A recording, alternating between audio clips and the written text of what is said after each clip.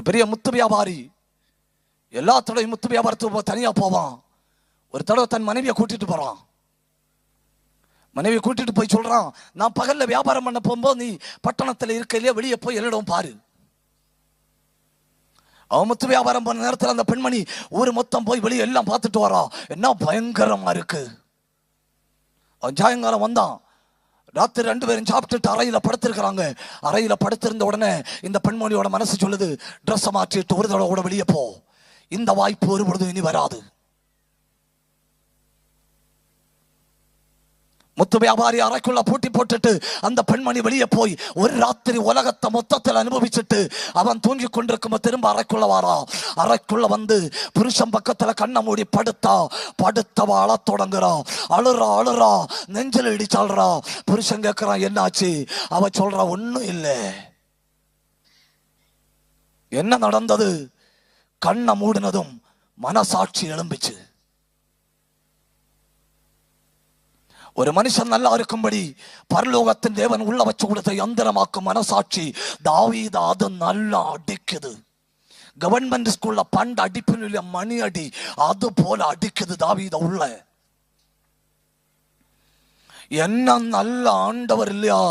நான் பரலோகத்தில் சென்றடையும்படி என்ன நல்வழிப்படுத்துகிற ஒரு எந்திரத்தை எனக்குள்ள வச்சிருக்கிறாரு. இது ஆரம்ப ஸ்டேஜ் ஆக்கும். ட்ரெஸ்ஸை வெட்டினப்போ கவனிங்க, ஆரம்ப ஸ்டேஜ் ஆக்கும். ட்ரெஸ்ஸை வெட்டினப்போ பதவியில வரல, உயிரை கூட்டில் போட்டுட்டு ஓடக்கமாக்கும். உயிர் எங்க கிடக்கு? உயிர் அரசனுக பாக்கெட்ல கிடக்கு.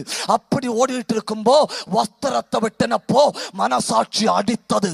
அதே தாவீது 2 சாமுவேல் 11ஆம் அதிகாரம் 14 முதல் 17 வரை உள்ள வசனங்கள். தாவீது உரியாவின் கையில ஒரு கடிதம் எழுதி கொடுக்கிறான். அந்த கடிதத்தில் என்ன எழுதி வச்சிருந்தேமா? இவனை இந்த போர்க்களத்தில் கொண்டு விடுங்க, போர்க்களத்தில் கொண்டு விட்டுட்டு பயில்வான்கள் நிற்கிற இடத்துல இவனை யுத்தம் பண்ண விடுங்க. இவனை யுத்தம் பண்ண நிறுத்திட்டு நீங்க ரிவர்ஸ் கியர் போட்டுட்டு பார்த்துட்டு நில்லுங்க, இவன் சாகட்டும்னு சொல்லி இவன் கையில கடிதம் எழுதி இவன் கையில கொடுத்திருக்கு. அவன் பாவம் நாயின்னா அந்த கடிதத்தை என் கையில தந்திருந்தா வாசிச்சிருப்பேன்.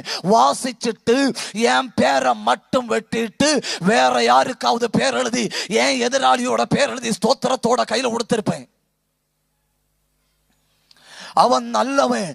சொந்த பேருக்கு எழுதி தலை வெட்ட வேண்டி எழுதி வச்சிருக்குன்னு கூட அறியாம பாக்கெட்ல போட்டுட்டு துதிப்போம் அல்லேலூயா பாடி மகிழ்வோம் மகிபனை அப்படி போட்டுட்டே போறான்.